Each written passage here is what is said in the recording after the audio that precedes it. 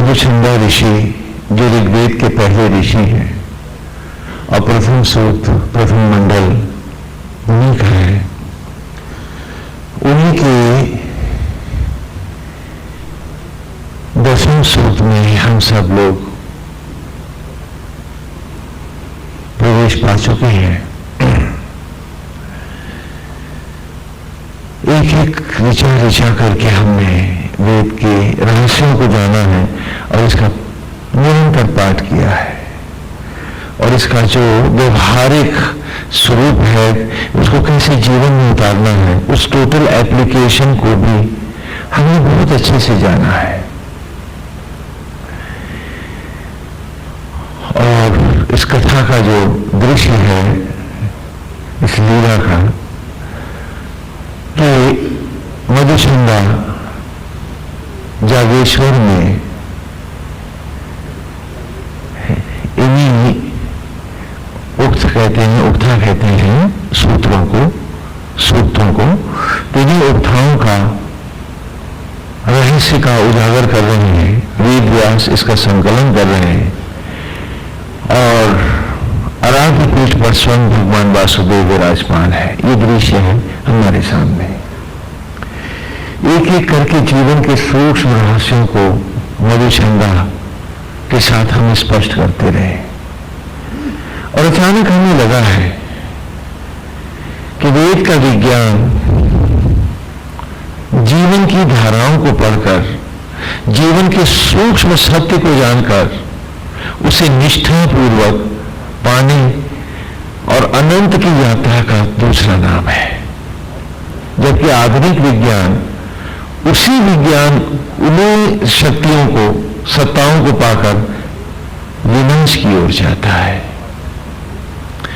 या वेद का ऋषि जीवन के तंत्रों को बड़े ही सूक्ष्म ढंग से पढ़ रहा है।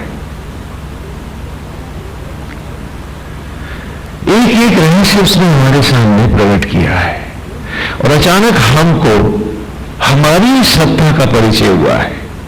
जैसा कि हमने अतीत में भी जाना है कि एक मानव के शरीर में इतनी ऊर्जा है, इतनी परमाणुविक शक्ति है, न्यूक्लियर फोर्स है हम सबके बॉडी में, कि अगर विध्वंस के लिए कोई विज्ञान एक ह्यूमन बॉडी को ही सोर्स बना ले तो पृथ्वी जैसे ग्रह को हर तीसरे मिनट पे एटम में डिसइंटीग्रेट कर सकता है, विनाश कर सकता है 10 वर्ष तक। तो 3 मिनट में एक ग्रह नष्ट हो तो 10 साल में कितने होंगे, जरा गणित करके बताइए। तो इतनी महासत्ता हमें, तो उसके ठीक विपरीत मधुचंदा ने भी हमें बताया किसी सत्ता के द्वारा हर प्रत्येक व्यक्ति में संपूर्ण एक ग्रह को जीवंत करने की सामर्थ्य छिपी हुई है। वही न्यूक्लियर एनर्जी है जिससे हम बम बना रहे हैं और वही न्यूक्लियर एनर्जी है जो टोटल लाइफ का मूल है आज भी। कि जब भी एटम्स स्प्लिट होकर के कॉस्मिक आर्क से ब्लास्ट के साथ इस धरती पर किरणों को बंद करके आते हैं तो उनके एटम्स जब ग्रेविटीज के साथ इलेक्ट्रॉन फ्लिट करते हैं तो वो जो न्यूक्लियर एनर्जी एमिट करते हैं उसी के कारण सड़ी हुई मिट्टी पेड़ों के गर्भ में यज्ञों के द्वारा सुंदर हरी पत्तियों में और वही अन्न मां के गर्भ में शिशु का रूप पाता है। अगर ये न्यूक्लियर एनर्जी ना हो तो जीवन यहां ना हो। वेद विज्ञान की सत्ता, परम सत्ता और शक्ति को जानकर उसे सृष्टि के हित में धारण करता है और आधुनिक वैज्ञानिक विनाश के हित में। अन्यथा भेद दोनों में हमें कुछ दिखाई नहीं पड़ता है। एक जो उसको जीवन का मूल बना देता है और जीवन के रहस्यों को सूक्ष्मता से उजागर करने लगता है, दूसरा जो जीवन को विनाश करने की सत्ता पर आकर के बैठ जाता है, बम बना लेता है। दोनों एक ही जगह से सत्ता ग्रहण करते हैं, ऊर्जा पाते हैं। तो ठीक उसी प्रकार मानव शरीर हर तीसरे मिनट में एक ग्रह का विध्वंस कर सकता है। इतनी सत्ता, इतनी ऊर्जा, इतनी प्रलयंकर शक्ति हममें है। और एक मनुष्य यदि अपनी सत्ता को निर्माण के हित में धारण करे तो वो पूरे एक ग्रह को सामर्थ्य पूर्वक जीवंत कर सकता है, उसे टोटल लाइफ दे सकता है। ये रहस्य इस मधुछंदा की ऋचाओं में, वेद में इसके पृष्ठ से उभर कर हमारे सामने आए हैं। और आज विज्ञान की जो भी उन्नति हुई है, जो भी उसने हमें आंख दी है, तो उस आंख से हम निस्संदेह जान सकते हैं कि इनमें किसी में कोई अतिशयोक्ति नहीं है और संशय का कोई स्थान नहीं है। और इस टोटल लाइफ को, जो जीवन हमें मिल रहा है, उस जीवन को प्रकृति के, सृष्टि के अनुरूप धारण करना ही धर्म है, ये मधुछंदा कह रहा है। कि जिन कारणों से परमेश्वर ने धरती पर मनुष्य को बनाया है, उसको पाना, उसके प्रति सत्यनिष्ठ होना, उसको जानना ही धर्म है। और वही आज की ऋचा है। ऋचा पढ़ ही ले लेते, खोल लें। उक्थम इंद्राय संशयम, उक्थम इंद्राय संशयम वर्धनम पुल निश्चिते शक्रो यथा सुतेषु राणत सख्येषु च। ये आज की ऋचा है। उक्त माने यज्ञ के स्तोत्र, वेद के सूत्र, और शंसा माने प्रशंसा करना। प्रशंसा, प्रालग्य, शंसा से ही प्रशंसा शब्द बना है। हाँ, शंसा माने किसी को सम्मानित करना, किसी को पूरा सम्मान देना, उसकी प्रतिष्ठा करना, उसको क्या कहते हैं? शंसयम। शंसा शब्द जो है, इसी के आगे जब प्रा लगा है तो प्रधन शंसा। आज आधुनिक हिंदी में शब्द क्या आया? प्रशंसा। बोलो, समझ में आ रहे? तो हाँ, शब्दों की विपत्ति भी जाने आप। तो कहा उक्थम इंद्राय संशयम, कि वो सूत ही गोविंद कृष्ण से कह रहे हैं, आमने सामने ही दोनों। हाँ, 9 सूत में रहस्य प्रकट करने के बाद 10वें सूत में वो आमने सामने वासुदेव से उसकी बात कर रहे हैं, स्वयं ऋषि मधुछंदा, कि उक्थम इंद्राय संशयम, कि हे गोविंद, ये सूत्र जो अभी 10 मैं तुम्हारे सामने गा चुका हूं, जो भी यदि के सम्मुख मैंने प्रकट किए हैं, जो वाक्य मैंने जीवन में इन्हीं की शंसा की है, मैं इन्हीं को अपने जीवन में प्रतिष्ठित करता आया हूं, इन्हीं को अपनी राह बनाई है। वर्धन पूर्ण निश्चय, और पूरी तरह से अपने साहस और शक्ति को बढ़ाता रहा हूं, और मन और इंद्रियों को निषिद्ध करता आया हूं, बांधता चला आया हूं। मैं यूं तुम्हारे सामने नहीं आया हूं। मैंने किसी थोथी कल्पना में, किसी माला और भजन में मैंने ईश्वर को पाने की कोई कल्पना नहीं रखी। मैं मन से वाचा कर्मणा इन्हीं स्तोत्रों को जीवन में प्रतिष्ठित करता आया हूं। उससे हटके कहीं पर भी एक क्षण भी, हे गोविंद, मैं नहीं जिया हूं। वे जो गाते हैं कुछ और करते हैं कुछ, मैं उनकी बात नहीं करता। उक्थम इंद्राय संशयम, कि वो स्तोत्र जो वेद के मैं तुम्हें सुना के आ रहा हूं, जीवन के रहस्यों का मूल दे करके आ रहा हूं, मैंने इन्हें जाना नहीं है, मैंने सिर्फ गाया नहीं है, मैंने इनको अपने जीवन में, इनको महानता से, इनको ही अपना उद्देश्य मानकर, इंद्राय माने महानतम, विशिष्टतम, है ना, उक्तम, इन स्तोत्रों को संशय प्रतिष्ठित किया है, सम्मानित किया है। आचरण में, विचार में, व्यवहार में और समर्पण का सम्मान दिया है मैंने इन विचारों को, इन सूत्रों को जो अब तक गा चुका हूं। और इन्हीं को निरंतर बढ़ाते हुए वर्धनम पूर्ण मुश्यदे, और पूरी तरह से मन, इंद्रियों, विषयों को, भटकाओं को, पूरी तरह से मन की इंद्रियों को मैंने रथ करके अपने को दशरथ बनाए रखा है। इस पर इंद्रियों पर को अपने वश में किया रहा है, इन्हें निषिद्ध किए रहा हूं, न भटका हूं, न इनको बहकने दिया है। आज हम वेद पढ़ते हैं, कथा सुनते हैं, लेकिन हम अपने मन और विषयों पर नियंत्रण नहीं करना चाहते। उसे हम थपथपाते हैं कि वो जो भटक रहा है सही कर रहा है। कितनी विचित्र बात है। देखिए क्या कह रहा है ऋषि कि मंत्र गाने और भजने का मतलब क्या है जब मन तुम्हारा उसमें स्थिर ही नहीं है। और उन कोरे नाटकों से हमने ईश्वर पाना चाहा है।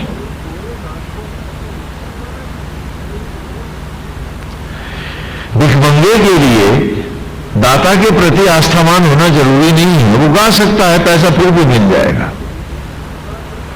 लेकिन वो जो ईश्वर को पाना चाहते हैं, भीख नहीं मांगना चाहते हैं जो प्रभु से, जो अपने आप को अर्पित करके ईश्वर के ही होना चाहते हैं, क्या बिना आस्था के खाली भजन गा करके वो उसके स्वरूप को पा सकते हैं? अरे भीख मिल जाएगी, मानता हूं। भिखमंगे का आस्थावान होना कोई जरूरत नहीं है। वो आपके दरवाजे पे आके गाता रहेगा, दाता दे, भले मनी मन आपको गाली भी देता रहेगा, तो भी उसे पता पैसा दो, पैसा उसके कटोरे में आ जाएगा। लेकिन आप तो ईश्वर के पुत्र हैं, उसने आपको बनाया है, आप भिखमंगे तो नहीं है। तो भिखमंगी मनोवृत्ति क्यों है? हम पूछे अपने आप से। उसने हमें न बनाया होता तो हम उसके द्वारे भीख मांग सकते थे। जब रोम रोम वो बना रहा है, और अभी श्री राम कथा से हम गुजर के आए हैं कि जो बन की शबरी का राम आत्मा होकर मेरी जूठन को रथ में बदल रहा है, जो मुझे इतना प्यार और स्नेह दे रहा है, आज हम उसके क्यों नहीं है? कि उससे हटके हमारा कोई एग्जिस्टेंस, कोई अस्तित्व भी तो नहीं है।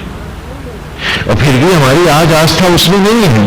मन की आस्था विषयों में है, निंदा में है, द्वेष में है, भटकने में है, हाँ, उल्टे सीधे मनोरंजन में है। ऐसा क्यों है? क्या निंदा ने हमको जीवन दिया है? क्या निंदा हमारी जूठन को रक्त में बदल रही है? क्या निंदा रोम रोम हम सड़ेंगे नहीं हमारी रक्षा कर रही है? तो फिर हमारी आस्था उसी में क्यों है? आत्मा श्री राम में क्यों नहीं है? क्यों नहीं है? हम पूछे अपने आप से। और अब हम बच्चे तो है नहीं, और उम्र भी हमारे पास गिने चुने दिन है, आधी से ज्यादा तो गुजर गई है। जो थोड़ी बची है, क्या उसमें भी हम पूरी ईमानदारी से अपने आप को जानना नहीं चाहेंगे? तो यही कह रहा है कि नारायण, मैं हमेशा गोविंद, मैंने इनको ही जीवन माना है, अलग नहीं रहा वेद मुझसे, और मैं कभी अलग नहीं रहा वेद से। मन विचार सब इसी में डुबाए रखे हैं मैंने, और इसी में भरपूर जिया हूं मैं।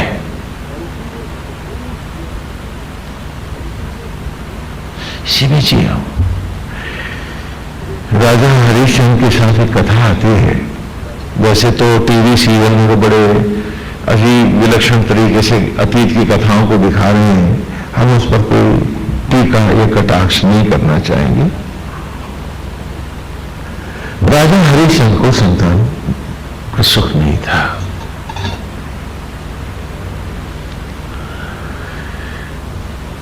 विश्वामित्र से उन्होंने संतान के लिए कामना की थी, जो मूल कथा आती है। ये महाभारत में भी है तथा अन्य आदि ग्रंथों में भी है। तो विश्वामित्र ने उनसे कहा था कि ठीक है, मैं तुम्हें पुत्र संतान तो देता हूं, लेकिन तुमको भी वचन देना पड़ेगा कि उस बेटे को तुम ईश्वर की राह पर ही आरोहण के लिए मुझे अर्पित करोगे, वो मेरे साथ यज्ञ की राह जाएगा और इन पशु पदाग्नियों को जानने वाला यज्ञ पशु होगा। वो उसको तुम भौतिकता में नहीं ले जाओगे। यदि तुम ये स्वीकारते हो तो मैं अभी तपोबल से तुम्हें आशीर्वाद देता हूं, तुम्हारी संतान हो जाएगी।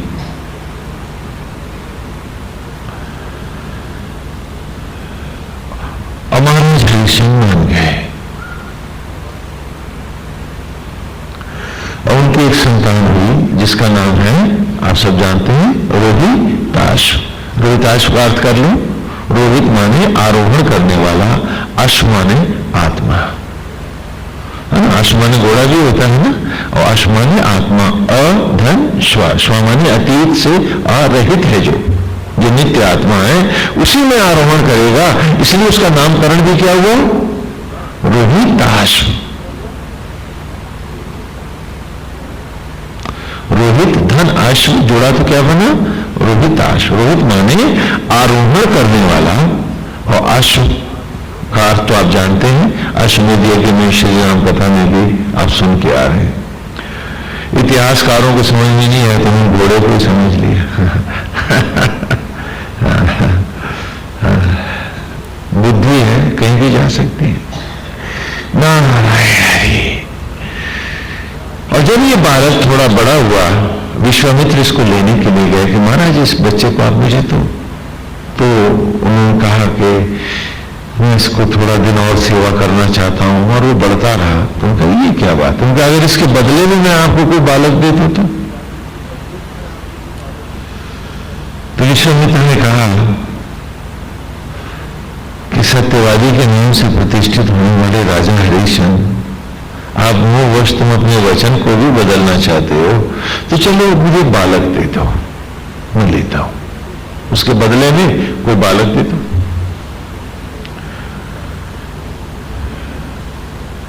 तो अपने महामुनि के यहाँ गए और उन्होंने कहा कि हमें एक बालक चाहिए।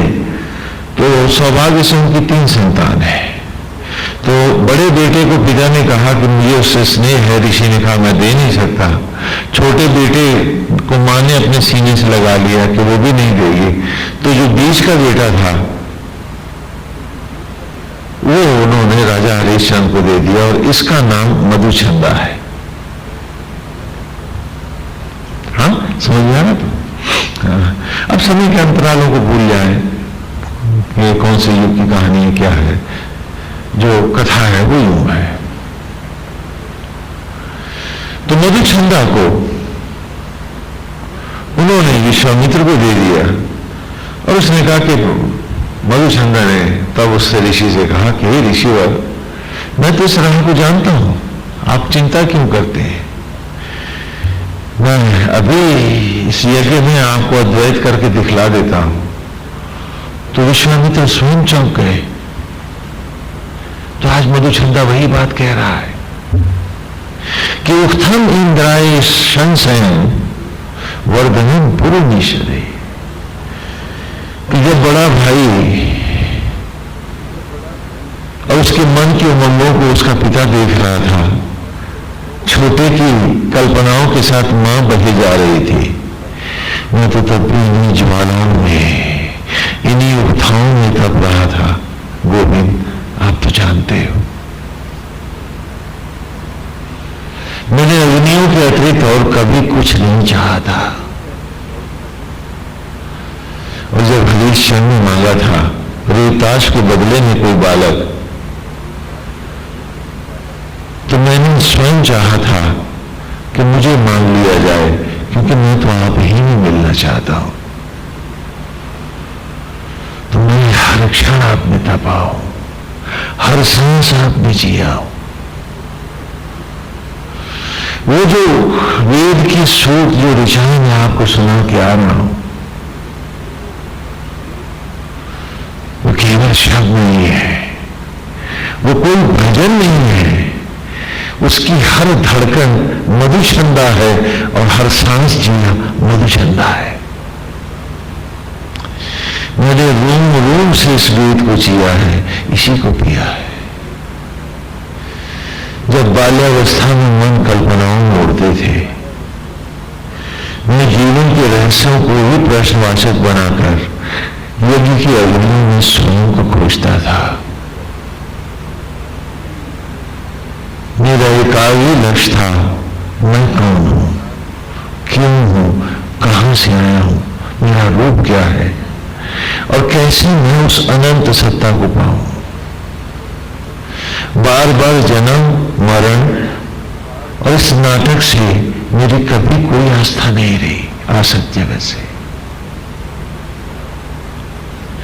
मैंने निरंतर अपने आप को, मन को, विषयों को अपने ही अंकुश में रखा है।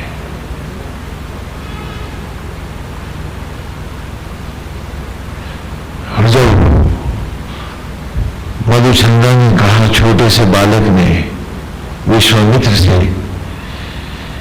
कि आप यज्ञ का आवाहन करिए, मैं यज्ञ का पशु बनता हूं, ब्रह्म ज्योति में ढल करके प्रकट होकर आपको दिखा देता हूं, तो स्वयं विश्वामित्र सहम गए और उन्होंने कहा कि मधुचंद्र,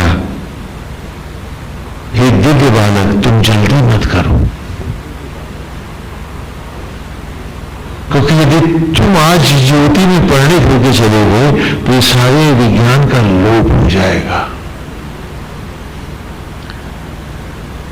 तो विश्वामित्र के आदेश पर ही वो कहते हैं, गोविंद में उस क्षण भी रुका था और विश्वामित्र ने कहा था कि पहले इस ज्ञान को मेरे पुत्रों को दो कि धरती पर ये विज्ञान तो रहे। तो आदेश था, और क्योंकि मैं अब उनको अर्पित हो चुका था तो उनकी आज्ञा को धारण करना मेरा धर्म था, इसलिए मैं उसके लिए तत्पर हुआ। तो 50 बेटों ने विश्वामित्र के मुझे छोटे से बालक को अपना अग्रज मानना स्वीकार नहीं किया। गई छोटा बालक हमें क्या बनाएगा, हम इसे अग्रज नहीं मानते। और जब उन्होंने पिता की इच्छा का अनादर किया तो विश्वामित्र ने उन्हें श्राप दे दिया और वो 50 बेटे मलेच्छ हो गए, मलिन हो गए भी। लेकिन 50 पुत्रों ने वो छोटे से बालक को भी अपना अग्रज मानना स्वीकार किया। ये ही 50 जेठा मधुचंद्रस हैं, गोविंद जो यहां यज्ञ में बैठे हैं, ये विश्वामित्र के ही पुत्र हैं। ये भी मेरे साथ तप है, इन्होंने मेरे मार्ग को जाना है और ये मेरे मार्ग पर ही जी रहे हैं।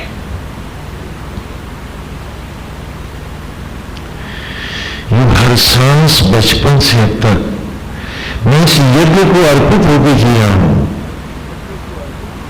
और दिखा रहा है ये विवेक हमको कि जिसका मन, बुद्धि और विषयों पर नियंत्रण नहीं है, जो पूरी तरह से इसको समर्पित नहीं हो सकता है, वो जानकर भी नहीं जान सकता, कुछ पा नहीं सकता है।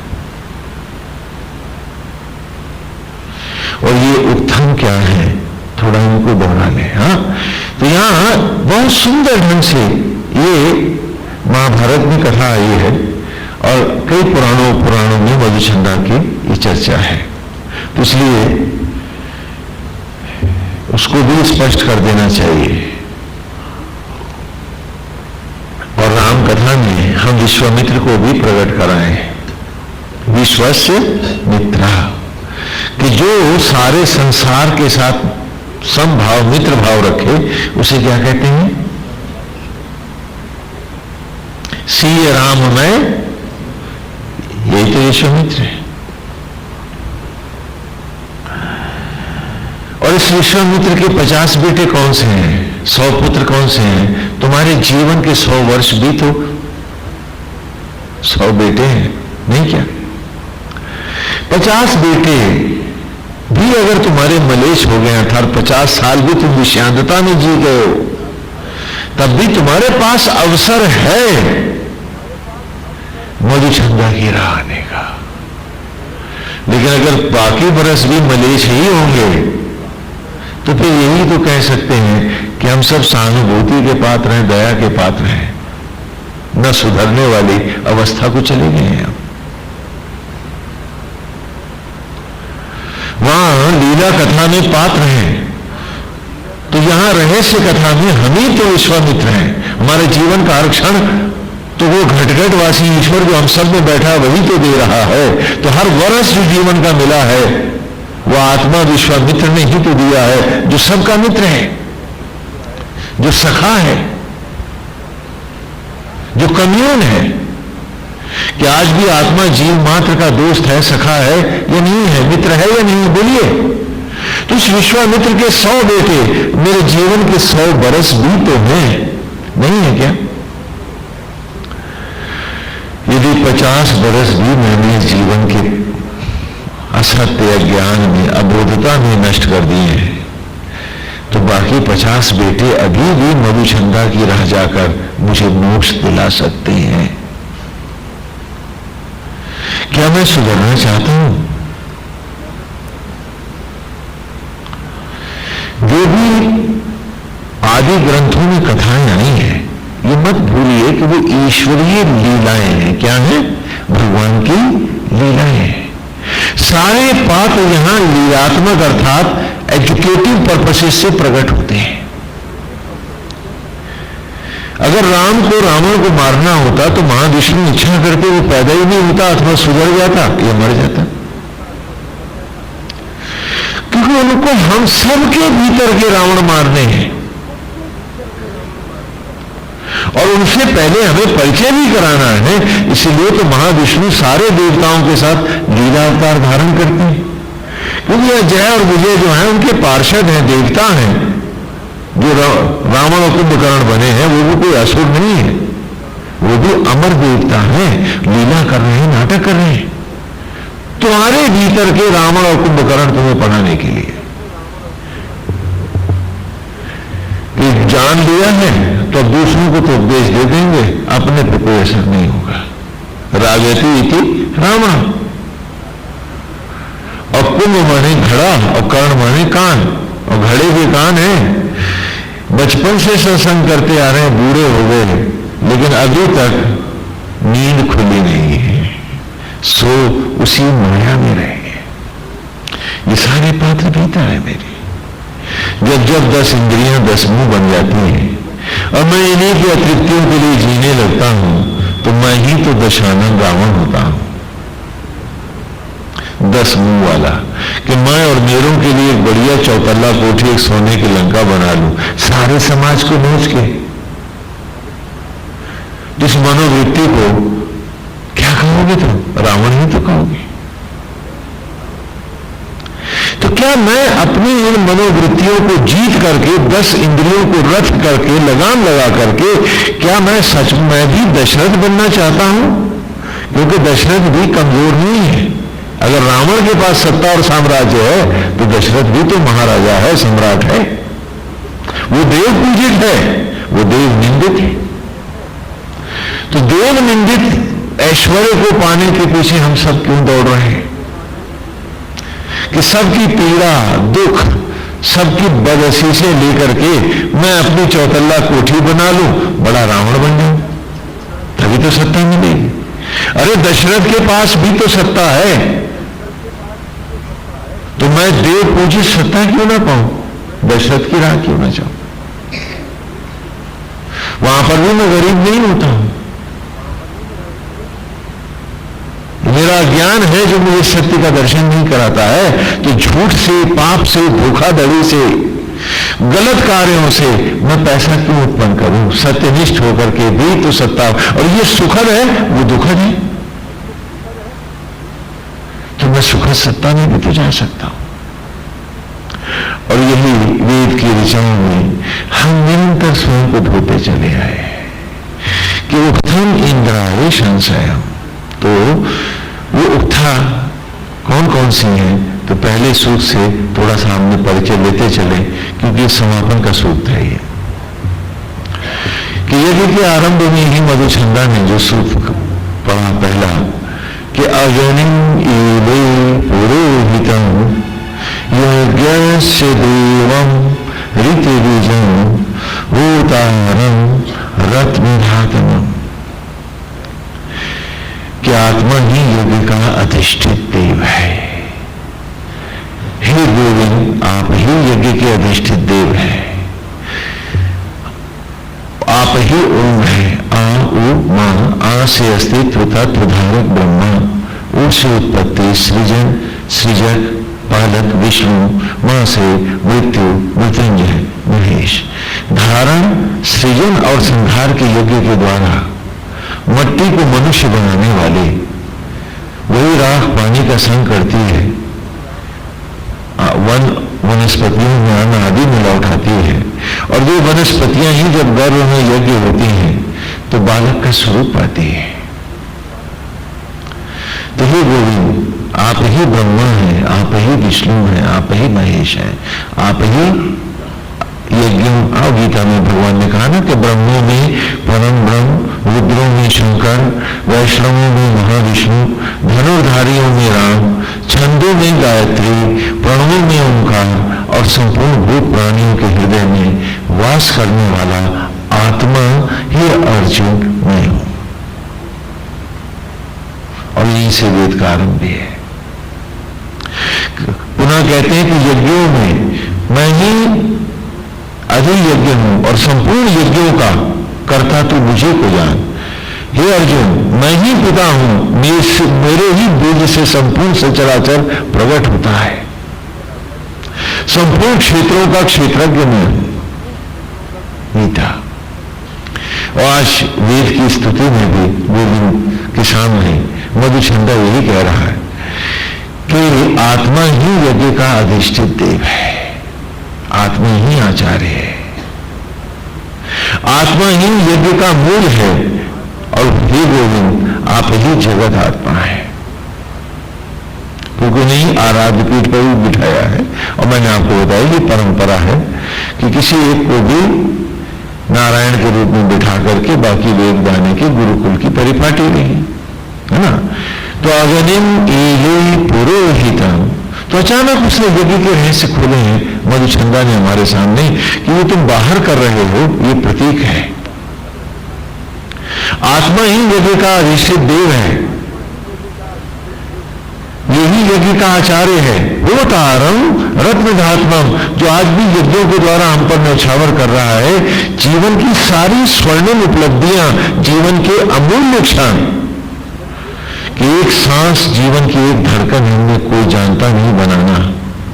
और कितना दम है कि बड़े विद्वान हैं हम बड़ी समर्थ हैं, हम भूल गए कि वो सांस न दे तो है कहां। तो वो तारम रत्न, वो न्यौछावर कर रहा है जीवन की सारी स्वर्णिम उपलब्धियां तुम पर। लेकिन आज तुम्हारा अज्ञान तुमसे तुम्हारे सत्य तक भी तो तुम्हें पहुंचने नहीं दे रहा है कि हर सांस उसने बिना मूल्य के न्यौछावर दी है तुमको। तो ये सांसें काहे को ले दी कि तू भी ऐसे ही सचराचर पर न्यौछावर होके जी। जो कीमत उसने न मांगी तो मतलब से हर सांस नगद करने वाला कैसे कहेगा कि वो एक इंसान भी है। मनुष्य के घर पैदा होने का अर्थ नहीं कि हम मनुष्य हो गए। ह्यूमन रियलाइज्ड इज ह्यूमन, जिसमें मनुष्यता ही नहीं रही, जो इतना अंधा है कि अपने रूप को नहीं पहचानता है, जो अपनी वस्तु स्थिति को नहीं जानता है, वो मनुष्य क्या होगा और उसमें मनुष्यता क्या होगी। आज हम सब अपनी ईगोज में बंधे अपने से भी तो अंधे हो गए हैं, वो पहचानते अपने आप। जबकि वेद के पहले ही सूत से, पहले ही उत्तम से मधुछंदा ने हमको हमारा रूप दिखाना शुरू किया कि आत्मा ही तो यज्ञ का अधिष्ठित देव है। और दूसरे सूत के आरंभ में उसने प्राणवायु की स्तुति गाई उपाचार्य के रूप में।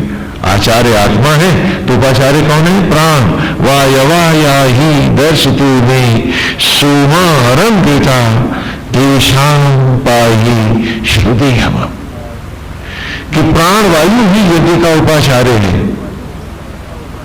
जैसे बाहर आचार्य और उपाचार्य आते हैं, इनका सही रूप मेरे आत्मा और प्राण में है। और तीसरे सूक्त में कहा कि ब्रह्म ज्वाला ही यज्ञ की ज्वाला है, क्योंकि बाकी अग्नियां जो जलाती हैं वो उत्पन्न नहीं करती। ये ब्रह्म अग्नियां हैं, इनमें जो भी चीज जाती है नया स्वरूप लेकर के अवश्य उत्पन्न होती है। भस्मी जब ब्रह्म अग्नियों में आई तो फल बने। फल जब इन्हीं ब्रह्म ज्वालाओं में आपके शरीर में यज्ञ हुए तो रथ के कणों में लौटते गर्भ में शिशु का रूप पाए। वे नष्ट नहीं हुए, उनका उत्थान हुआ। तो तीसरे श्लोक में उन्होंने कहा कि अश्विना यजवरी विषु द्रवत पाणी शुभस्पति पूर्व भुजा चराश्रितम, कि ब्रह्म ज्वाला ही यज्ञ की ज्वाला है जो हम सब में प्रज्वलित है। वो यज्ञ तो यहां जल रहा, संपूर्ण जीवन सचराचर में जो प्रज्वलित अग्नि है हमने उसी को यज्ञ कहा है। या माने उत्पत्ति और या माने ज्ञात होना, ये यज्ञ का अर्थ है। उत्पत्ति का ज्ञान है। तो कहा कि बाहर का यज्ञ जो था, जैसे कबूतर से का लड़के पड़ते हैं, उसी प्रकार तुमको तुम्हारा स्वरूप बढ़ाने के लिए हमने बाहर हवन और यज्ञ दिए थे। आज ये रहस्य मधुचंदा नहीं खोले हैं, वरना हम तो बाहर के हवन यज्ञ करने के बाद बहुत फूल गए थे कि हमने बहुत बड़े धर्म कर डाले। हाँ, अब मोक्ष में स्वर्ग में सीट हमारी बिल्कुल पक्की है, लेबल लग गया होगा वहां पर। जबकि मधुचंदा कह रहा है ये तो मैंने बच्चों को पढ़ाने के लिए दिए थे और तुम इसी में टंग के रह गए। कितनी विचित्र बात है कि आत्मा का प्रतीक आचार्य है। हाँ, जो उसके साथ उपाचार्य है वो मेरे प्राणों का प्रतीक है। ब्रह्म ज्वाला का प्रतीक वो पवित्र अग्नि है और ये तन सामग्री है। उसने चौथे सूत्र में हमें बताया ये सामग्री तो थी पहले राख ही तो थी जो यज्ञ होकर अन्न बनी थी। वो अन्न ही तो है जो यज्ञ होकर के रक्त मांस के कणों में लौटता ही शरीर का रूप पाया है। खेत की मिट्टी ही तो है ये, और इसकी दम्भ कितनी है। हर सांस की भीख है और धन्ना सेठ भी हो जाता और बड़ा भारी काबिल आदमी बन जाता है और जाने क्या क्या कबीलदारियों के दम जीने लगता है। मिट्टी में भी इतने दम होते हैं। कितनी विचित्र बात है। हम पूछे अपने आप से, और जो आंखों के होते वो दम्भ की अंधता ओढ़े हैं, वो ईमानदारी से निर्णय करें कि उनका अगला जन्म कैसा होना चाहिए। आंखें मिलनी चाहिए या नहीं, क्योंकि आंखों के रहते भी तो वो अंधे हैं। तो बहुत सी दुनिया है जिसमें आंख नहीं होती है, जैसे चमगादड़ है। The one who does not want to know himself and the one who is not truthful to himself, क्या वो कह सकता है कि वो इंसान है कि जो अपने से भी सच बोलने से डरता और कतराता है? क्या उस व्यक्ति में कोई चरित्र है? हम सब पूछे अपने आप से कि हम ये मनुष्य होकर के भी अपने आप को जानना नहीं चाहे, खाली थोथे दम्भ जीने चाहे, ईगोस में लेना चाहे हमें। तो कौन सी योगी में जाके हम अपने को रियलाइज करेंगे? जरा पूछे तो। और वो कह रहा है कि वो यज्ञ वो हवन वो सब मैंने इसलिए नहीं दिए थे आपको कि खाली थोथे दम्भ को पाप को और बढ़ा लो और ज्यादा अंधता की तरफ चले जाओ। मैंने तो दिया था कि इससे आंख खोलो, कबूतर से का पढ़ो, अपने को पढ़ो, अपने को जानो। और आज मनुष्य होकर के भी अपने को नहीं जानोगे तो कब जानोगे? और मधुचंदा तो कह रहा है कि उत्थम इंद्राय संशयम, कि मैं इन सूक्तों को जी के आया हूं। मैंने जाना लादा ये गाया नहीं, मैंने अपनी धड़कन बनाया है, इसमें हर क्षण जिया हूं मैं।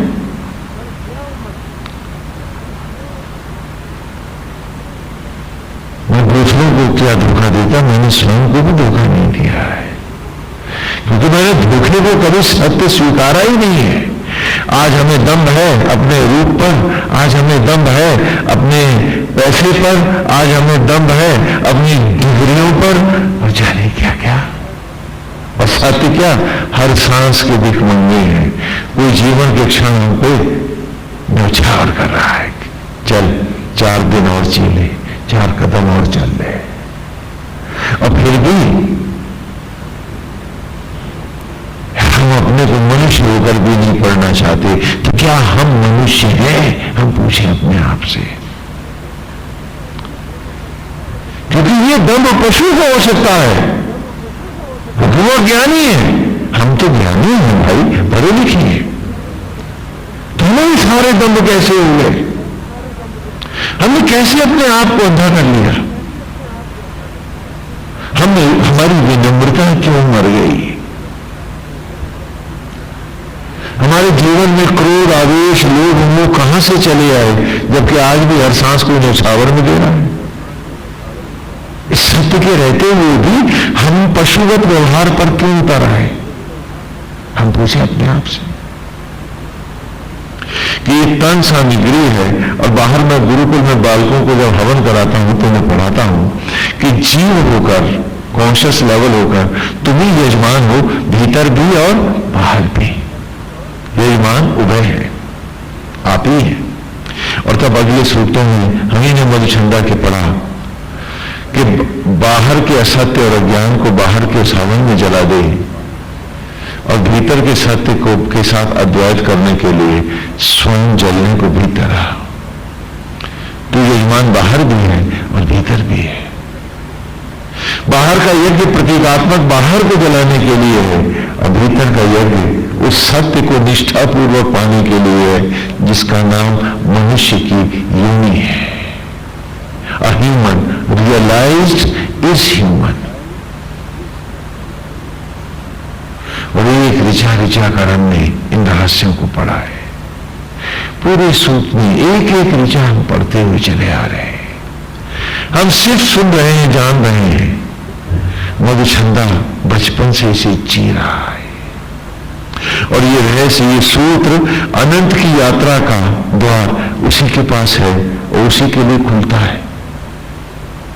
बाकी सब तो कुएं के मेंढक की तरह यही आवागमन में भटकते रहते हैं। यात्रा यहां भी अंतहीन है और वहां यात्रा अनंत है।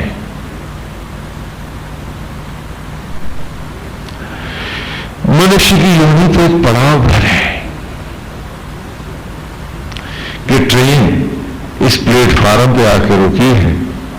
थोड़ी देर के लिए चहलकदमी है मनुष्य की योनि में, उसके बाद फिर सिग्नल झुकेगा, गाड़ी फिर चल देगी। और ये जीव अनंत की इसी प्रकार इस यात्रा में भटकता रहेगा, कभी इस योनि तो कभी उस योनि। और यदि पा जाता उत्थान का मार्ग तो अनंत की यात्रा पुनः होती, लेकिन इस बार आवागमन से मुक्त होता। पहली बार वो होता, अपने निजत्व को पाता। अभी तक तो उसे याद ही नहीं है कि किसी की दया और कृपा पर हर सांस हर क्षण जी रहा है, क्योंकि सांस एक क्षण जीवन का बना नहीं पाया है, ये विध्वंस करना ही सीख पाया है। इसे बम बनाने आए हैं, लेकिन उसी ऊर्जा से एक मनुष्य बनाना नहीं सीख पाया है। जबकि सचराचर भी उसी सत्ता से बन रहा है जिससे ये बम बना रहा है। क्यों? क्योंकि इसका दम्भ ही, इसका क्रोध ही, इसका बदला ही तो बम बन रहा है।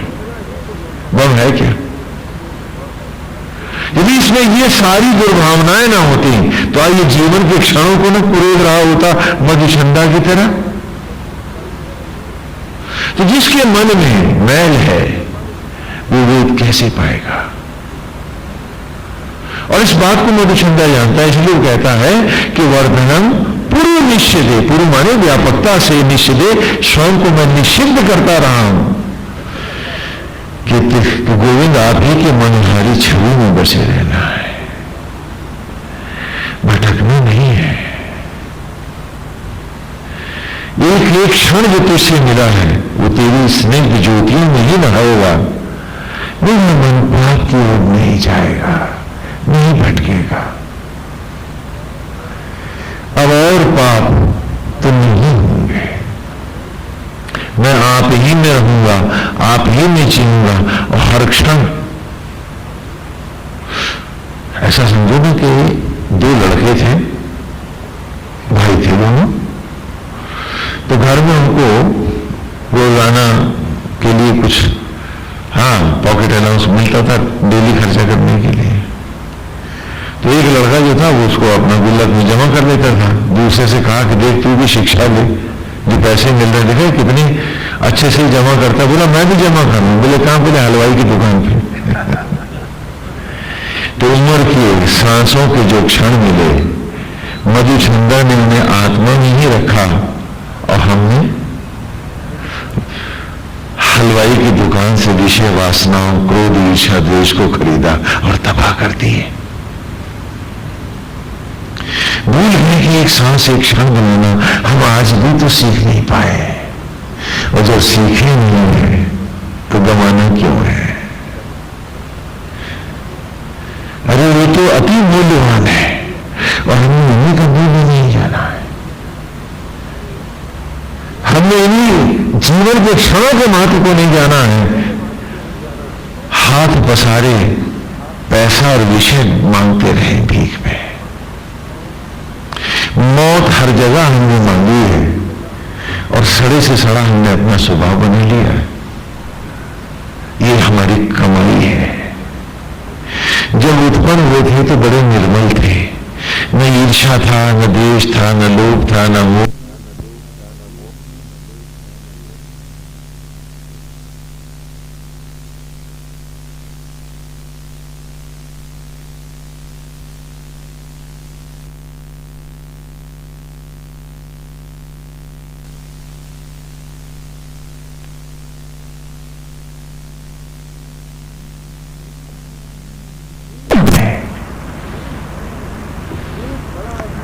एक बड़ा ही निर्मल भाव था, एक मनोहारी सत्य में जी रहे थे हम। किसी से बदले की भावना नहीं थी, किसी से लोभ नहीं था। और जैसे जैसे बड़े हुए हम क्रोधी, लोभी, हरि नारायण और विषांतता में हम इतने भूले कि अपने आप को खो बैठे, अपने जीवन के साथ अपना परिचय हम खो बैठे। आज यदि मैं आपसे पूछूं आप कौन हैं, तो आप एक नकली नाम बताएंगे जो आपके उत्पन्न होने के बाद रखा गया जी मेरा ये नाम है। ये तो तुम्हारा परिचय नहीं है। तुम कौन हो? फलाने मकान के मालिक हो, कहीं परिचय है तुम्हारा? फलाने के पत्नी है या फलाने के पति है, फलाने पद पर बैठे हैं, कहीं परिचय है तुम्हारा? क्योंकि तुम तो अनंत की यात्रा पर जाने वाले हो। जिस यात्रा पर के जीवन की ट्रेन पर तुम बैठे हो उसमें ये तुम्हारा नाम नहीं है। एक प्लेटफॉर्म पर परिचय हो सकता है। तुम कौन हो? कभी जाना आपने? और उसी पहचान को यहां वेद में विछंदा हमें दे रहा है, और हम हैं कि आश्रम से बाहर निकलते ही फिर भूल जाते हैं। कितनी विचित्र बात है।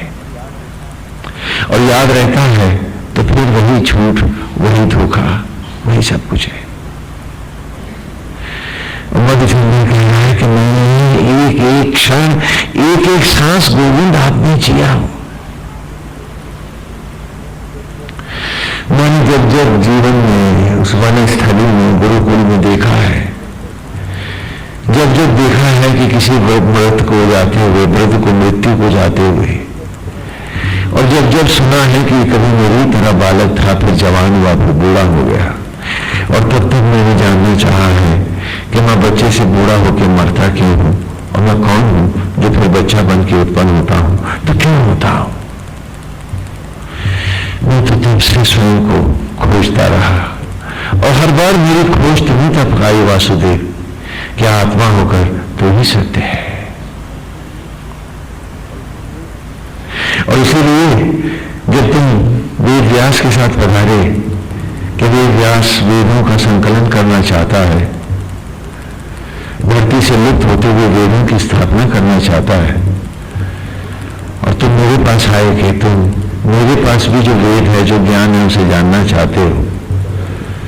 तो मुझे लगा कि विश्वामित्र मुझे इसी क्षण के लिए तो रोक गए थे। तो कहा कि गोविंद, अब वेद खाली बताऊंगा नहीं, मैं यज्ञ होकर उस राह जाकर भी दिखाऊंगा। आप आराध्य पीठ पर मेरे आराध्य होकर विराजेंगे। वेद व्यास वेद का संकलन करेगा, और जब आपने मेरी इस इच्छा को शिरोधार्य किया, स्वीकारा, प्रभु सम्मानित किया, तो मैं घोड़े पर सवार था और नंगे पांव पैदल मेरे साथ आप थे, जिन्हें मैं सदा अपने आगे रखता था। पहली बार आप पीछे चले, और जो वर्ष पर बैठा मधुचंदा, मैं जागेश्वर के इस महापीठ पर आया, और आज गोविंद आप तो अभी लीला करोगे, और हे लीला धाम, मैं आप ही की परिक्रमा करता, आप ही निज ज्योति बन मैं आपके धाम को निकल जाऊंगा। आज मैं आप में समा जाऊंगा, क्योंकि मैंने ऐसा चाहा। निरंतर आपसे इससे हटके और कुछ मांगा भी तो नहीं था। शक्रो यथा सुतेषु, कि जैसे पुत्र बन के तुमने मुझे यज्ञ की अग्नि में से उत्पन्न किया, कि क्षण भंगुर उस भयाक्रांत अवस्था से तुम मुझे पुष्ट देह मिलाए। कैसे लाए? कि पाप पिछले सूत्रों को, इस सूत्र की पिछली ऋचाओं को भी थोड़ा दोहराते चल रहे, कि पावका नाम सरस्वती वाजे वाचिनीवती यज्ञम वष्ठु धिया वसु। कि पावक अग्नि होकर के, कृष्ण ज्वाला होकर के, हे मां, हे यज्ञ की अग्नि, ब्रह्माग्नि, हे कृष्णा, तो ही तो आत्मा के आदेश पर मुझे निरंतर यज्ञों के द्वारा पुष्ट देह में लाती रही है। मट्टी का ढेला था, पानी भी जाता था, घुल जाता था, उसी मट्टी को तूने यज्ञ किया, पावन फलों और वनस्पतियों में लौटाया, और वे वनस्पतियां यज्ञों के द्वारा दुर्लभ मानव का तन पाई। आज मैं उन्हीं जल की धाराओं में खेलता हूं, किल्लोल करता हूं, तो परमानंदित होता हूं, भूलता नहीं। शक्रो यथा सुतेषु, कि तू यज्ञ के द्वारा तेरी अग्नियों में जल करके मैं देवत्व अमृत हो, और इंद्र के जैसे ज्योतिर्मय स्वरूप को, उसके वज्र की जैसी सत्ता को प्राप्त कर सकता हूं। शक्रा माने इंद्र का वज्र, ज्योति, एक ऐसी अवस्था जो अभेद है। और यहां भी कहा था ना कि यज्ञम वस्तु धिया वसु, जब मट्टी को बारंबार यज्ञ करके तुमने बालक बनाया है, तो आज इस देह को पुनः यज्ञ कर, और क्या बना मुझे? धिया वसु।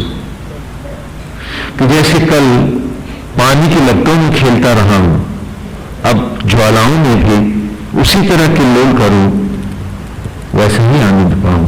वो रूप दे मुझे, वो शरीर दे मुझे।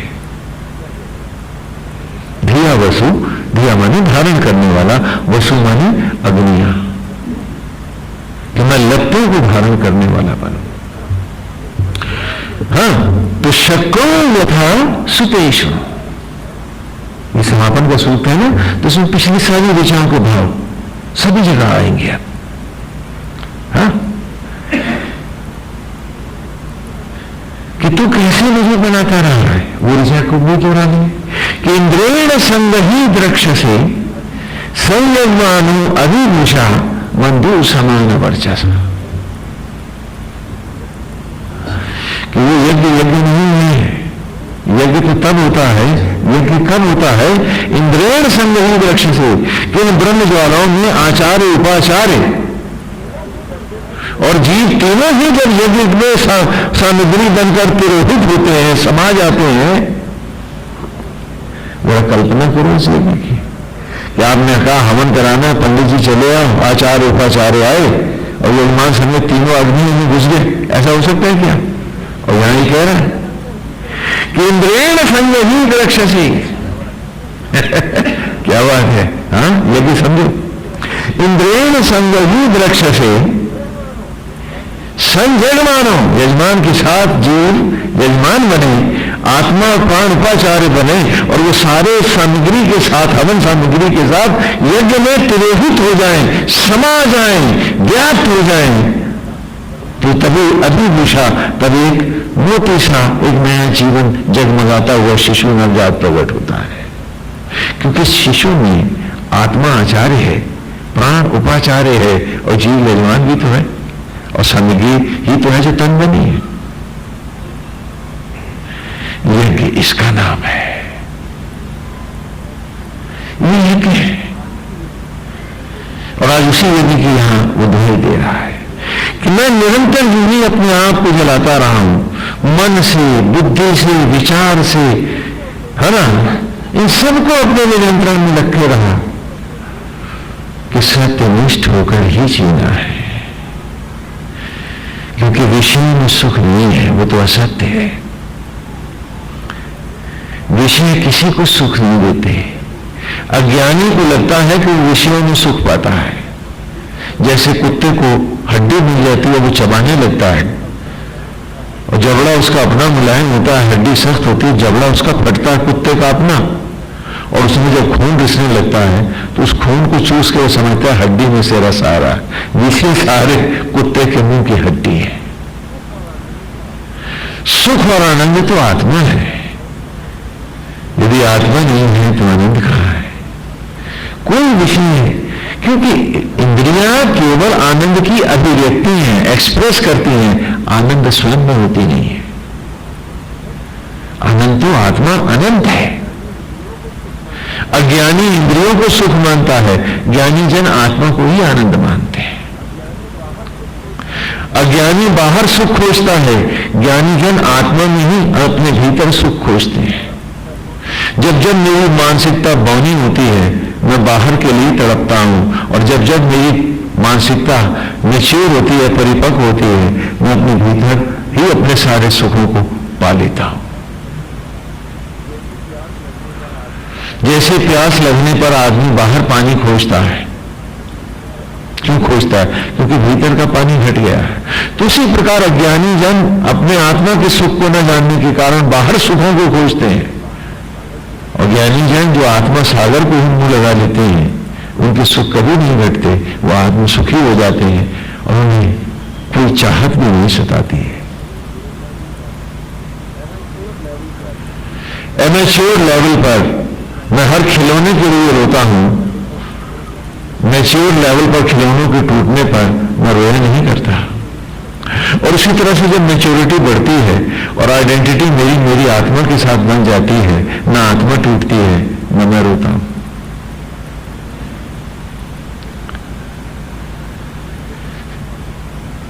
जब तक हम बाहर भाग रहे हैं, हम इस यज्ञ को कैसे जान सकते हैं? जब तक हम असत्य और अज्ञान को ही जीवन बनाए बैठे हैं, हम जीवन के रहस्यों को कैसे पा सकते हैं? हमारे पास जीवन के क्षण से ज्यादा मूल्यवान यदि रुपया है तो हम तो बिक गए। हम कभी जीवन का अर्थ भी नहीं जान सकते। वो कहता नहीं, जिन्होंने जीवन के मूल्यों को जाना है, जिन्होंने जाना है कि एक एक क्षण अमृतमान है, तो उन्होंने जीवन के क्षणों की अवधि बनानी चाहिए,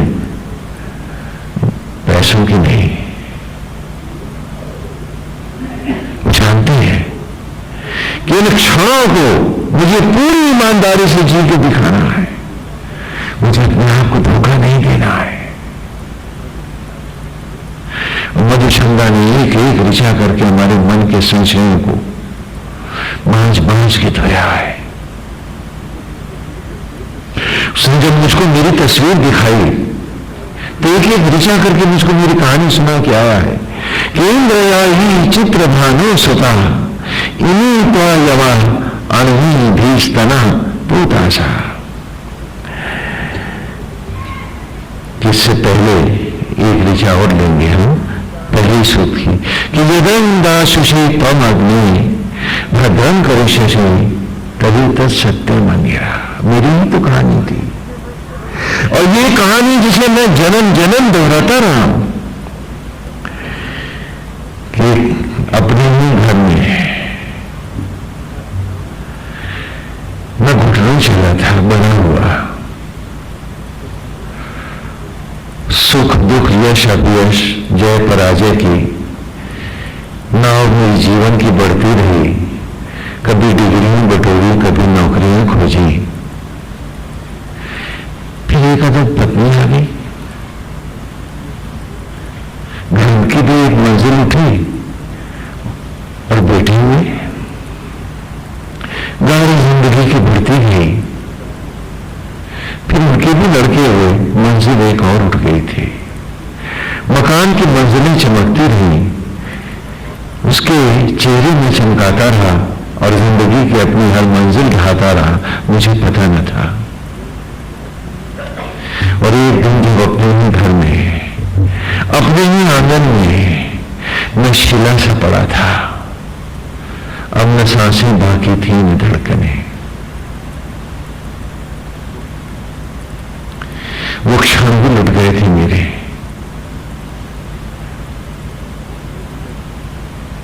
वो घर भी अब मुझसे अनजाना हो चला था, वो मेरा न था।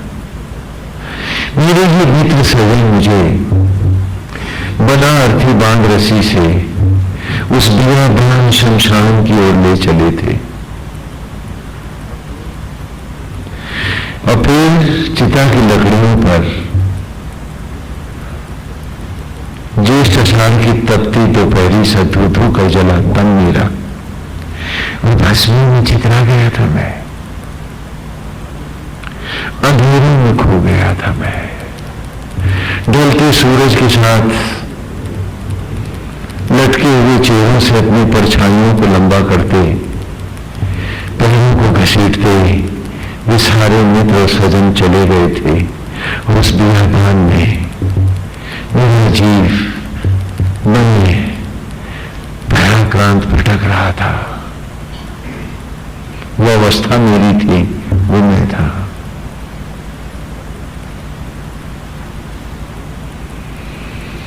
कोई भी तो न था मेरा तब, जिनके लिए जीवन के सारे स्वर्णिम क्षण मैं बर्बाद करके रहा था, आज स्वप्न में भी यदि उन्हें दिख जाऊं तो डर जाते थे कि भूत बन गया, वो चुड़ैल बन गए, इनको जल्दी से भगाओ, इनकी गया कराओ, अब जाइए, पीछा क्यों कर रहे हैं।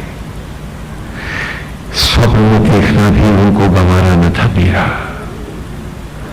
वो अवस्था मेरी थी, वो मेरे दम्भ, मेरे क्रोध, मेरे मिथ्याभिमान, मेरे ईगो आज मुझे यहां लाकर डाल गए थे। मैं लकड़ियों पर नहीं, अपने दम्भ में जला था, अपने, क्योंकि जला तो मैं पहले था,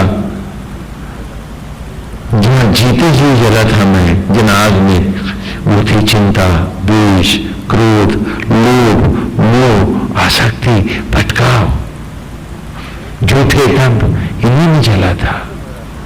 और जब इनमें जल के मरा था तब लकड़ियों ने जलाया था मुझे। और आज उस बियाबान में मैं अकेला पड़ा था।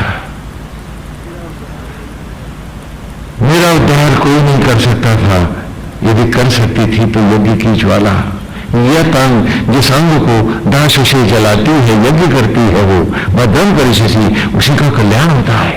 तब एक वही तत् उस सत्यम प्रकृति का अंग हो जाता है, जिस पेड़ में ये भस्मी खाद बन के जाके जलती है, मेरे शरीर का अंग उसी पेड़ के अंग के रूप में प्रकट होता है। ये जानते हुए भी मैं चेष्टाओं से ही गति गंतव्य से शून्य खेतों की मेड़ियों पर नंगा भाग रहा था, अपने से लज्जाता हुआ, अपने से डरा हुआ। वो सारी डिग्रियां, वो नॉलेज, आज वो भी तो मस्तिष्क के साथ जल चुकी थी, संस्कार भर सुधी रह गई थी मेरी बाकी। और तब इंद्रया ही चित्र भानु सुता इन्हीं द्वायवा, और तब धरती, ये माता, ये मट्टी जिसे खेत हम कहते हैं, ये धरती ही तो मेरे लिए फूट फूट कर रोई थी। इस चित्र भानु सुता ने, सूरज की पुत्री इस धरती में ब्रह्म अग्नियों को, ब्रह्म ज्वालाओं को आवाज दी, इंद्रयाही कि हे ब्रह्म अग्नियों शीघ्र आओ, ये अनाथ है, अब इसका कोई नहीं है, ये मूर्ख पढ़ा लिखा भी अपड़ गंवार रहा, तमाम उम्र ये पहचानना था स्वयं को, जानना था अपने आप को, पाना था जीवन के क्षणों को, सोने पाया नहीं है। ये थोथे दंड और मिथ्याभिमान में भटकता रहा और उसे कभी याद ना आया कि हर सांस को इसे भीख में नौछावर कर रहा है और अभी भी वो क्षण अपने लिए बनाना सीख नहीं पाया है, तो अपने को चतुर और सयाना कहां से बना बैठा है। आओ आज इसका उद्धार करो। अब इसका उद्धार कोई बैंक, कोई दुकान, कोई घर, कोई परिवार अब कर सकता नहीं है। तो जब धरती में रोकर पुकारा ब्रह्म ज्वालाओं को और आवाज दी सूरज को, सूरज के कलेजे तक पहुंचा जब धरती का दर्द, तो अचानक रश्मियां प्रकट हुई और पानी में फूले हुए बीजों के बीच में यज्ञ की ज्वाला प्रकट हो गई, आग लग गई। उन्हीं की रश्मियों से भस्मी का एक एक कण मेरे तन का पवित्र हुआ। इन्हीं त्वायवा, इस प्रकार तूने मुझे भस्मी से अन्न में लौटाया।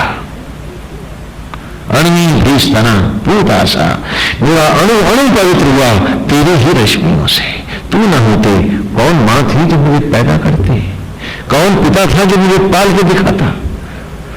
लेकिन कितना अंधा हूं मैं कि हमेशा सत्य को झुठलाकर संकीर्णताओं को ही सत्य बनाता हूं और सर्वव्यापी आत्मा जो मुझे बना रहा है, मैं सचराचर का न होकर 10 इंद्रियों को 10 मुंह बना, दशानंद ब्राह्मण बना, फिर संकीर्णताओं में ही जीना अपना धर्म बना बैठता हूं। भूल जाता हूं कि मुझे बनाने वाला आज भी सर्वव्यापी है।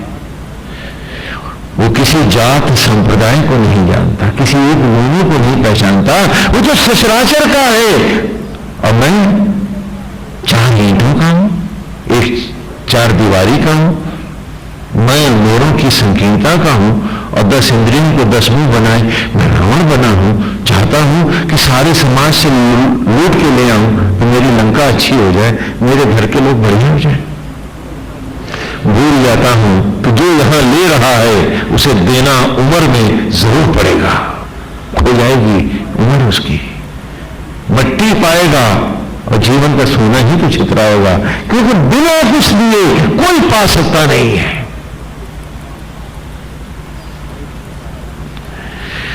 और इस प्रकार जब मिट गए क्षण मेरे, तो फिर क्या हुआ, भस्मी में लौटा मैं। ये धरती ही मेरी मां बनी, कोई मां न थी वहां मेरी। अब फिर इंद्रयाही धियेषितो विप्रजूता सुतावत उपब्रह्माणी भागता। जब एक बुद्धिमान दंपत्ति ने मेरे ही उन अंगों को, अन्न को भोजन के रूप में ग्रहण किया और हे ब्रह्म ज्वाला तेरा आवाहन किया, कि इंद्रयाही तेरा ब्रह्म अग्नियों का आवाहन किया, विप्रजूता एक बुद्धिमान दंपत्ति ने दिए शितो मुझे धारण करने की इच्छाओं से प्रेरित होकर, दिए ईशत, हाँ, तो मुझे धारण करने की इच्छाओं से प्रेरित होकर जब एक दंपत्ति ने मुझे ग्रहण किया, और क्या कैसे धारण करना चाहते थे, सुतावत पुत्रवत।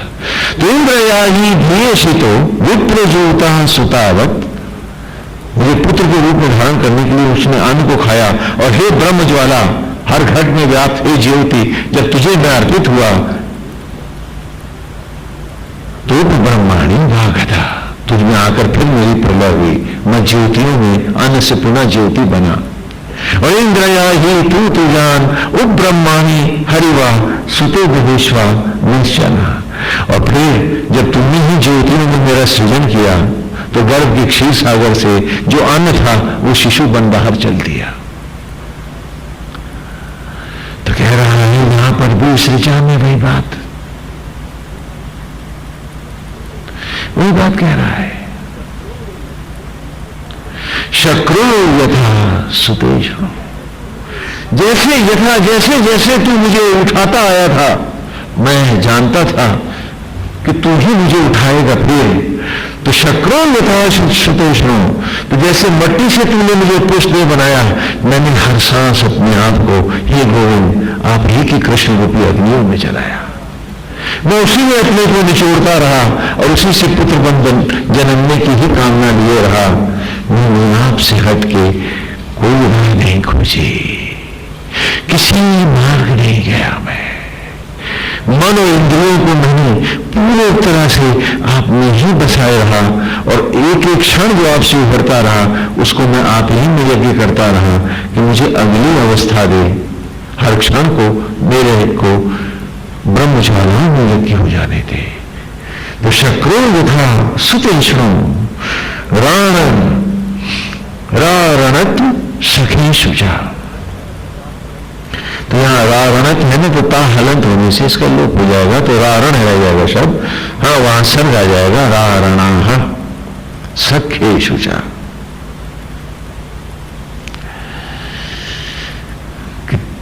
तुझसे यही मांगता रहा कि ये युद्ध, ये संग्राम मेरा, कि मैं यज्ञ करूं मुझको प्रलय की ज्वालाओं में और ये युद्ध निरंतर रहे। हे सखा तू सदा मेरे सम्मुख रहे और तुझमें ही तथा तुझमें ही मेरा रूप व्याप्त हो जाए। इसी के लिए मधुचंदा हर सांस के साथ अपने आप को तुमने यज्ञ करता रहा। श्री हे गोविंद, श्री तो आज आप आराध्य पीठ पर विराजमान है, व्यास पीठ पर स्वयं वेद व्यास है। ये कैसा मंगल का क्षण है। और गोविंद मेरा अंतर, मेरा रोम रोम आज आप ही की ज्वालाओं अग्नियों में लपट लपट हो रहा है। गोविंद मैं अपने अंतिम अनंत की मार्ग की ओर निरंतर बढ़ रहा हूं।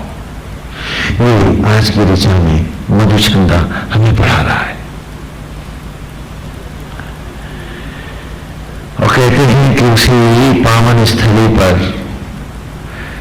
मधुचंदा लपट लपट होता है और ब्रह्मांड से ज्योति बनकर प्रकट हो जाता है, जो वेद का पंचम महावाक्य है, 5 महावाक्यों का जो 5वां है ना। तत्त्वमसि तेजोवसि एको ब्रह्म द्वितीय नास्ति सोहम अस्मि, अहम ब्रह्मास्मि और सोहम अस्मि। क्या कि धारणा के सांचे में ध्यान के मार्ग से नथ कर 10 इंद्रियों रूपी 10 मन वाला नाग का लिया हो समाधिस्थ मैं करने लगा तन रूपी सामग्री को ब्रह्म ज्वालाओं में आत्मा अग्नियों में यज्ञ। तब जाना मैंने, यही मधुचंदा, तब जाना मैंने मैं ही आत्मस्वरूप पिता हूं, मैं ही प्रकृति रूप देह रूप माता हूं। तन सामग्री को ब्रह्म ज्वालाओं में यज्ञ करने वाला यज्ञ करता मैं ही तो हूं। होकर शरीर सामग्री यज्ञ ब्रह्म अग्नियों में लौटती हिरण्य धाराओं में, धारणा के पुष्ट सांचे में, जो ईश्वर के रूप में मैंने एक आराध्य की मूर्ति ली है मेरी कल्पना में, धारणा के पुष्ट सांचे में ढलने लगी है, जमने लगी है, सिमटने लगी है। मेरे ही शरीर में मैं पुत्र बन जन्मने लगा हूं।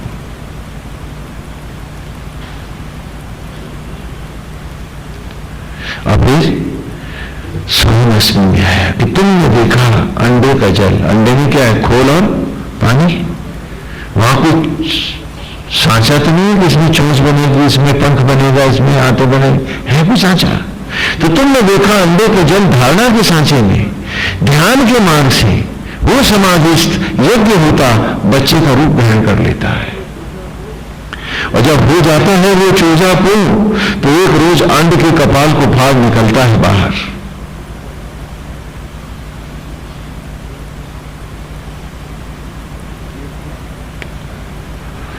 देखता है चारों। उसी प्रकार धारणा के सांचे में ध्यान के मार्ग से वो समाधिस्थ नथ के 10 इंद्रियों रूपी 10 फन वाला नाग कालिया अथवा तोड़कर दशानन मनोवृत्तियों को मैं करने लगा तन रूपी सामग्री को प्रतिक्षण आत्म ज्वालाओं में यज्ञ होकर तन सामग्री यज्ञ ब्रह्म ज्वालाओं में लौटती हिरण्य गोल्डन फ्लेम्स में हिरण्य धाराओं में धारणा के सांचे में जमने लगी। मेरे ही शरीर में मैं पुत्र बन जन्मने लगा।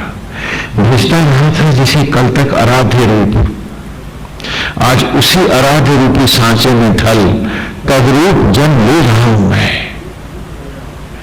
हो गया जब रूप पूर्ण मेरा, तो एक रोज ब्रह्मांड रूपी इस कपाल को फाड़ इस अंड से बाहर हुआ जैसे चूसा।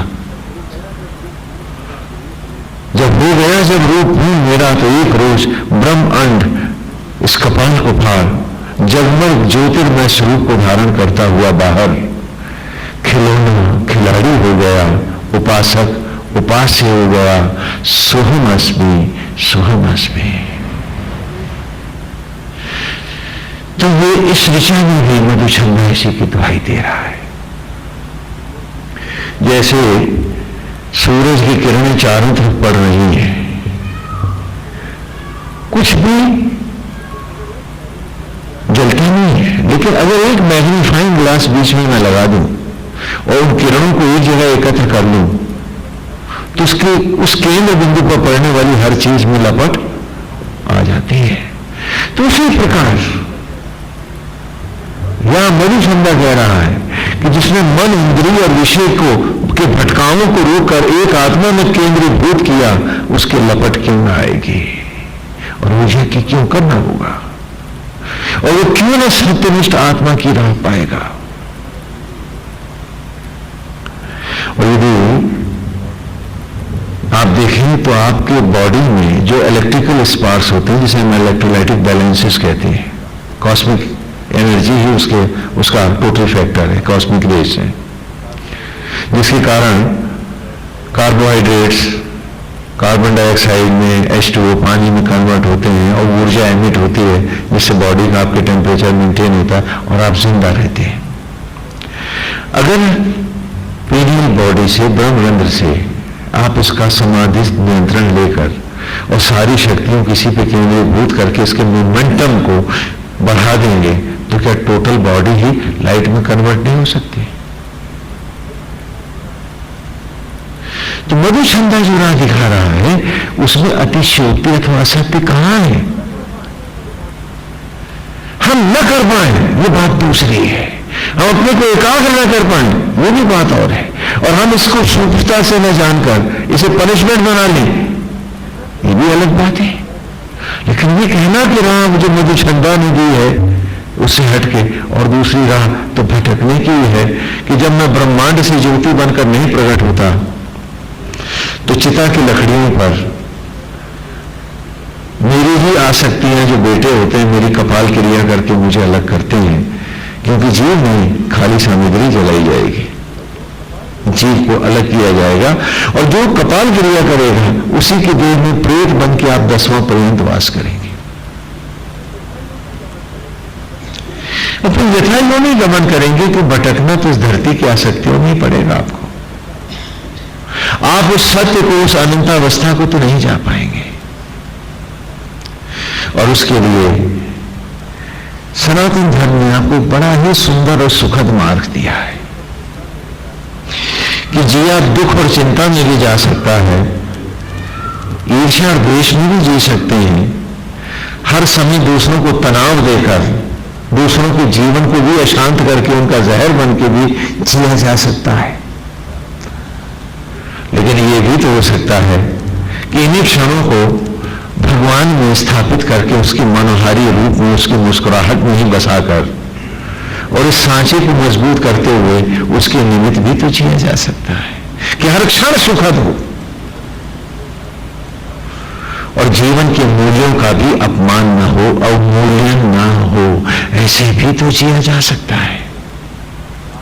बुद्धि और विवेक को आत्मा में पूरी तरह से आस्थावान बनाकर भी तो जिया जा सकता है और इसमें सुख ही सुख है, और जिसमें तुम जी रहे हो उसमें अशांति और दुखी दुख है। और जब शरीर और मन अशांत है तो फिर रोगों का घर ये तन नहीं होगा तो क्या होगा? जिसका मन रोगी उसका तन निश्चित रूप से रोगी है, और तुम्हारा इलाज कोई डॉक्टर और वैद्य नहीं कर सकता है। क्यों? क्योंकि तुम्हारा रोग का जो कारण है वो तुम्हारी गलत सोच और गलत अवधारणाएं हैं। अतृप्तियां और इच्छाएं तुम्हारी रोगों का मूल कारण है। अब कौन सा डॉक्टर कौन सी दवाई देकर तुम्हें ठीक कर सकेगा? क्योंकि वो इन कारणों को तो जानता नहीं, वो तो शरीर के रोग को देखता है और उसका निदान करता है। तो रोग ही को तो वही हटा सकता है, कारणों को तो नहीं हटा सकता। तो आप दोबारा रोगी कैसे नहीं होंगे जब तक कि आपका स्वभाव नहीं बदलेगा। कोई डॉक्टर कोई वैद्य आपको कतई निरोग नहीं कर सकता, क्योंकि वो केवल जिन कारणों से आप रोगी हैं वो उस रोग को पहचानता है। किन कारणों से आप रोगी हैं उन कारणों को उसने कभी किसी पाठशाला में पढ़ा ही नहीं है, जानता ही नहीं है, तो वो आपको ठीक कैसे कर देगा? हाँ, यदि आप निरोग जीवन जीना चाहते हैं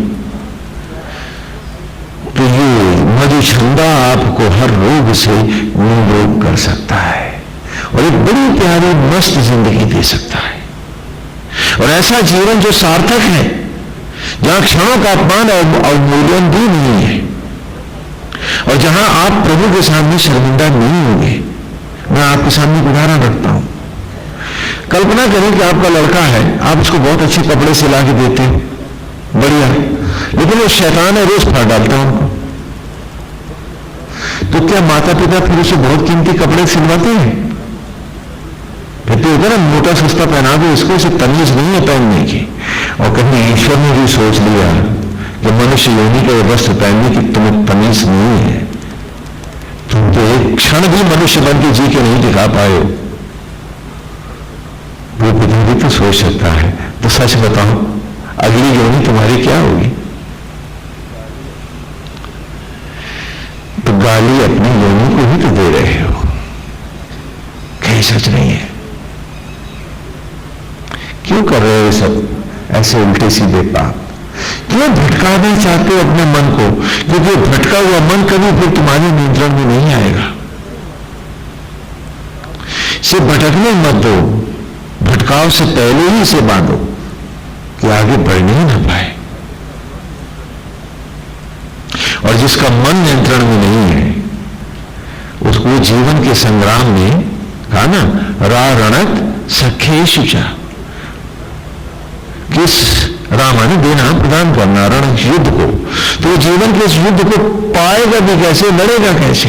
देखिए, आपने महाभारत में देखा ना, महाभारत फोटो भी देखे आपने, कि एक सारथी होता है जो कई घोड़ों को अपने रथ से लगाम से पकड़े रहता है, तभी तो रथ चलता है। और जितना अच्छा सारथी होगा महारथी, उतना ही बढ़िया युद्ध कौशल दिखा पाएगा। इसीलिए तो अर्जुन चाहते हैं कि उनका सारथी स्वयं भगवान बने, नहीं क्या? तो जब तक सारथी के पास घोड़ों की लगाम है और उन्हें वो अपने नियंत्रण में रखे है, तभी तक तो रथ ठीक चलेगा और तभी तो युद्ध हो सकेगा। और अगर घोड़े साइज को, सारथी को लगाम लगा के घसीट रहे हैं, तो जरा बताओ तो उस रथ का क्या होगा? बोलो तो। और क्या वो कोई युद्ध लड़ पाएगा? उसके घोड़े उसको मार डालेंगे, कसर देंगे, चिथड़े उड़ जाएंगे उसके। और आज तुम्हारी हालत क्या है कि इंद्रियों की लगाम है, विचारों के घोड़े हैं, एक है तुम्हारे नियंत्रण में, हर विचार का घोड़ा तुम्हें लगाम बांध के घसीट रहा है, जो कि जीव होकर तुम्हें उनको अपने नियंत्रण में करना चाहिए और तुम उनके हाथों के खिलौने बने। और ये 10 घोड़े जब 100 तरफ भागेंगे तो तुम्हारे कितने चिथड़े होंगे, और इतने टुकड़ों में बटी जिंदगी को क्या तुम जी पाओगे, झेल पाओगे? और इस तड़पन को और इससे पैदा होने वाले रोग और व्याधियों को कौन सा डॉक्टर, कौन सा वैद्य है जो ठीक कर पाएगा? कहां से तुम्हें सिलाई करेगा वो? पूछो अपने आप से। और आज भी आपको ये बात समझ में नहीं आती है कि सत्संग में भी बैठे हैं तो मन दाएं बाएं उड़ा करता है, कोई नियंत्रण नहीं है, एकाग्रता खो गई तुम्हारी। क्या पाइएगा आप, क्या पाएंगे? हम पूछेंगे आपसे क्या मिलेगा हमको? Can not concentrate upon. Why? क्योंकि विचारों के नियंत्रण में तो हम खुद हैं। अब गुलाम की क्या औकात के मालिक को बांध ले। आज इस दयनीय हालत में आप सोचते हो कि आपको ईश्वर मिल जाएगा? आप सोचते हो कि आप जीवन का संग्राम जीत जाओगे? अरे युद्ध से पहले ही आप अपने घोड़ों के द्वारा ही कचर के मार दिए जाओगे। Why don't you understand this? इसलिए पहला धर्म है मेरा कि मेरे विचारों को मेरे नियंत्रण में आना चाहिए। जिस शरीर में मेरे विचारों पर मेरा नियंत्रण नहीं है और मैं सोचूं कि मेरा घर परिवार पर नियंत्रण हो जाएगा, तो मैं मूर्ख नहीं हूं तो क्या हूं? हम पूछे अपने आप से, बोले कि सच नहीं है कि मेरे विचारों पर नियंत्रण नहीं। इतना का पुरुष, इतना नपुंसक होना चाहिए रहा हूं मैं? क्या कहना control even my moods and thoughts? तो फिर सत्संग, ये पूजा, ये भजन, इसका मतलब क्या हुआ?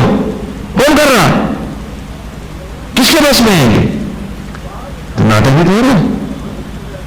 तो आज का इस मधु छंदास में हमको इस चीज को पूरी ईमानदारी से लेना है कि नहीं, नथिंग डूइंग, मेरे विचार मेरे नियंत्रण में चलेंगे। कम वॉट में मैं इस मन को आजाद नहीं होने दूंगा।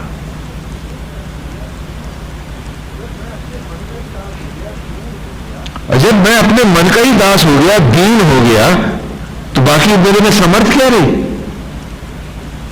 हम पूछे अपने आप से कि कोई भी कल्पना मुझसे आदेश लिए बिना हिलेगी नहीं, आगे बढ़ेगी नहीं। Can't I practice? क्या हम इसका अभ्यास नहीं कर सकते? आज आप साधना गाते हो तो स्वामी जी हम तो साधक हैं, हम तो साधना करते हैं। मुझे लगता है कि आप मजाक करते हैं, क्योंकि जिसका मन ही नियंत्रण में नहीं है वो साधना क्या करेगा? इच्छा, लोभ, वो मन जिस जहां चाहता है तुम्हें बांध के भगा देता, और तुम्हें मनुष्य नहीं पशु से भी नीचे ले जाता है। तो तुम्हारी पूजा पाठ भजन का मतलब क्या रह जाएगा? तो आज का हमारा ये संकल्प होना चाहिए कि आज हम पूरी ईमानदारी के साथ अपने को वॉच करेंगे और देखेंगे कि मेरे थॉट्स मेरे कंट्रोल में चलेंगे, न कि मैं इनके कंट्रोल में आऊंगा।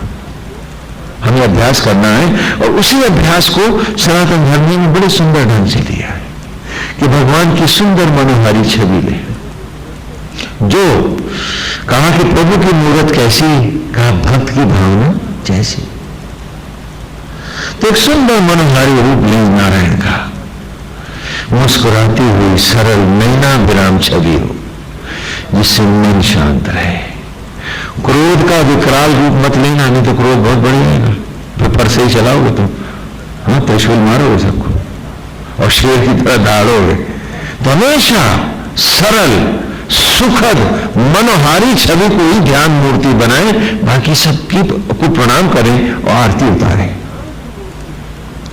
लेकिन जो मेरे ध्यान की मूर्ति है वो अतिशय मनोरम, अतिशय सुंदर होनी चाहिए। क्यों?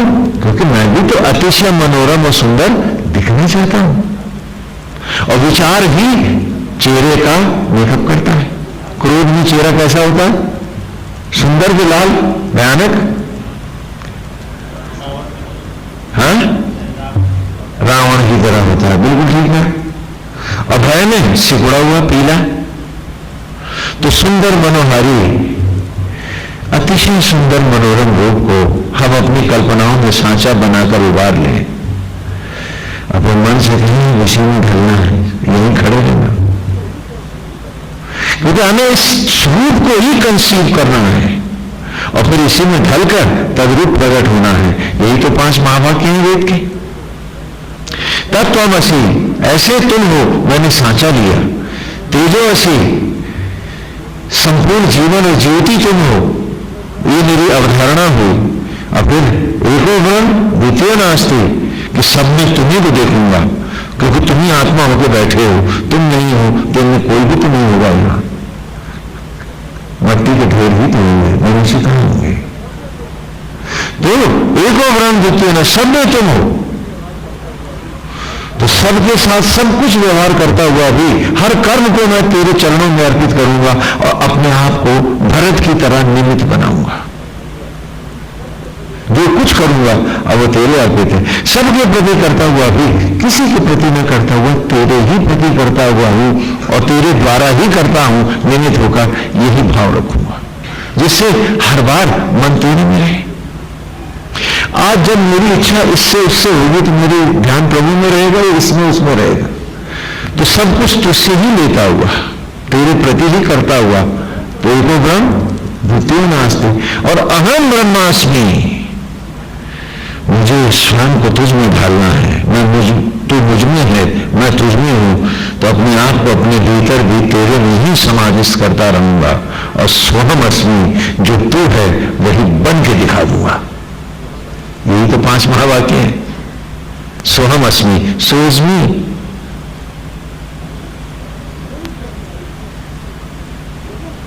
वेरी प्रैक्टिकल, लेकिन बहुत ही ईमानदारी से हम सबको चलना होगा और इसके चलने में कोई नुकसान या घाटा नहीं है। अरे भाई, हाथी को भी जब हम जंजीरों से बांधते हैं तो टहलने देते हैं, तो जरूरत भर मन को जंजीरों में ही टहलने देंगे, खुला नहीं छोड़ेंगे, क्योंकि ये तो 1000 हाथियों का बल रखता है। मन अति बलशाली है और इसको नियंत्रण में लाना ही इस जीवन को ईमानदारी से जीना है।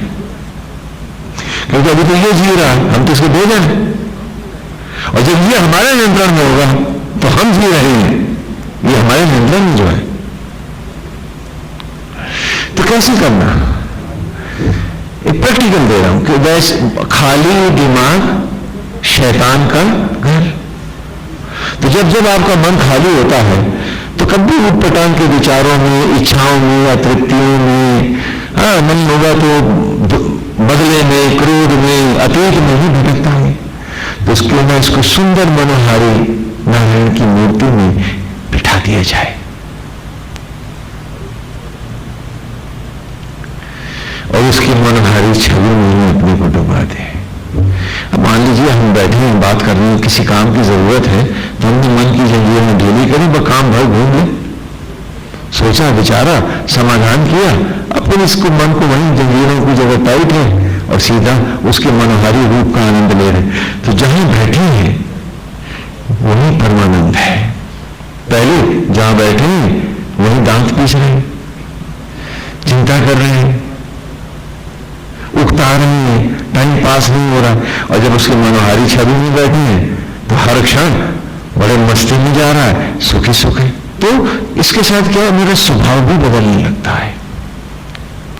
अब मेरा स्वभाव जहां पहले हर वक्त भटकने का, दुख करने का, ईर्ष्या करने का, अब उसके मनोहारी रूप में बैठने का, तो मन सदा प्रसन्न और स्वस्थ रहता है, तो शरीर सहज ही निरोग हो जाता है।